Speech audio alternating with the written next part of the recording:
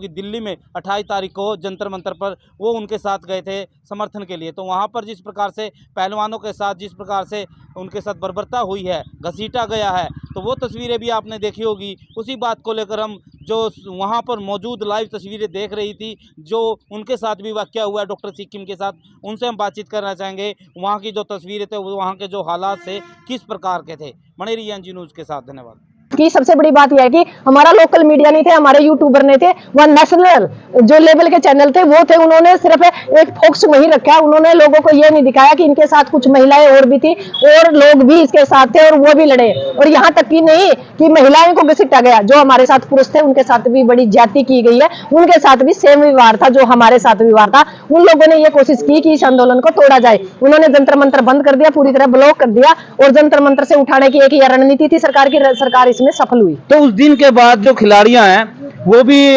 कहीं और चले गए और हताश नजर आ रहे हैं। तो क्या लगता है कि अब जो पहलवानों का एक जन समर्थन था, एक प्रदर्शन था, क्या वो ठंडी बस्ती में? नहीं, ठंडी बस्ती में नहीं जाएगा। इस आंदोलन को हम लड़ेंगे, क्योंकि पहले फसलों की बात थी, आज नस्लों की बात है। पर ये बात है कि आप लोगों को पता, कोई बड़ा हादसा होता है तो इंसान को उभरने में टाइम लगता है। एक ये इतना बड़ा हादसा था कि हम भी नहीं उभर पा रहे, उनके ऊपर तो सारी जिम्मेवारियां हैं, लोगों को जवाब भी देना है, मीडिया को भी जवाब देना है, आर्थिक प्रेशर भी है, मानसिक प्रेशर भी है, और वो क्या कॉल दे ये प्रेशर भी है। कौन सही है कौन गलत है, वो अखाड़ों के मैदान के खिलाड़ी है, वो राजनीति के मैदान के खिलाड़ी नहीं है। उनको यही नहीं समझ में आ रहा, क्योंकि मैं लगातार उनके टच में हूँ, वो ये कह रहे हैं हमें यह नहीं समझ में आ रहा कि सही राय कौन दे रहा है और गलत राय कौन दे रहा है, और हम किस पे विश्वास करें किस पे ना विश्वास करें, क्योंकि विश्वासघात 2 बार हो चुका है। और जिस बंदे के साथ 2 बार विश्वासघात हो वो कैसी परिस्थिति में होगा आप लोग समझ सकते हो। एक जो मेडल थे उन्होंने जो जीते हुए हैं, गोल्ड मेडल है, सिल्वर है, वो भी गंगा बहाने के लिए वो चल पड़े थे।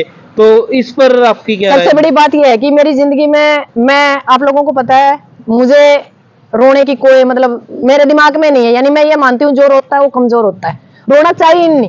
रोता बंदा कब है? जब मतलब आखिरी हालात होते हैं कि भाई मरो या करो, उस टाइम बंदा रोता है। पर जिस टाइम उसने, मैंने देखा एक वीडियो देखी थी तो उसके अंदर वो मेडल डाल रही थी और वो कह रही थी कि भाई मैं गंगा में उसको बहा के आऊंगी। तो सही पूछो तो कल मीडिया के सामने मेरे को भी रोना आया उस बात का कि कैसे सारी जिंदगी की कमाई, कितनी मेहनत करने के बाद इंसान उनको पाता है, और फिर उसको यदि गंगा में बहाना हो तो उस परिवार पे, उस बेटी पे क्या बीत रही होगी। मेडल बहाने का कोई शौक नहीं था, मजबूरी थी, क्योंकि हताश नाराज थे, कुछ दिखाई नहीं दे रहा था।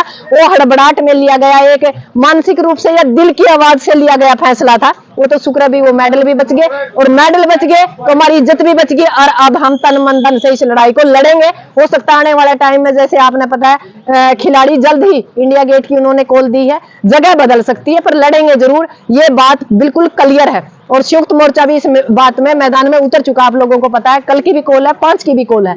अब इस सरकार को उखाड़ के फेंकेंगे, क्योंकि बात नस्ल की है और बेटियों की है। जिन बेटियों, जिस संसद, न्यू संसद भवन के सामने नारियल फोड़ना था, उस संसद के सामने बहु बेटियों को खींचा गया, बहु बेटियों के सिरों की बलि देने जैसी हालात थे। क्या करे ऐसे न्यू संसद का, जहां जो बलात्कारी अत्याचारी है वो हाथ हिला रहा है और बेटियों को सड़कों पर जंतर मंतर पर घसीटा जा रहा है। संवैधानिक पद या संवैधानिक या हमारे जो संविधान है उसका कहीं भी कोई इस देश के अंदर कोई अर्थ नहीं रह गया, और सारे लोग सहयोग में है, पूरा देश साथ है, पूरे देश का साथ और सहयोग है। इससे इस लड़ाई को जरूर लड़ेंगे। अब तो आप लोगों को पता है विदेश से जो हमारा कुश्ती संघ है उसके बारे में भी 40 दिन का टाइम दिया गया है, या तो इसके ऊपर कार्रवाई करो, यदि कार्रवाई नहीं करोगे तो उसको फिर हमेशा के लिए जो भारत के जो खिलाड़ी है या जो हमारी फेडरेशन है इसको भंग कर दिया जाएगा। अपना भी सोशल मीडिया पे तो खिलाड़ी तो बहुत है, जैसे योगेश्वर दत्त है और भी है, तो वो इनके समर्थन में क्यों नहीं? उन्होंने एक बयान भी दिया अभी कुछ दिन पहले योगेश्वर दत्त ने कि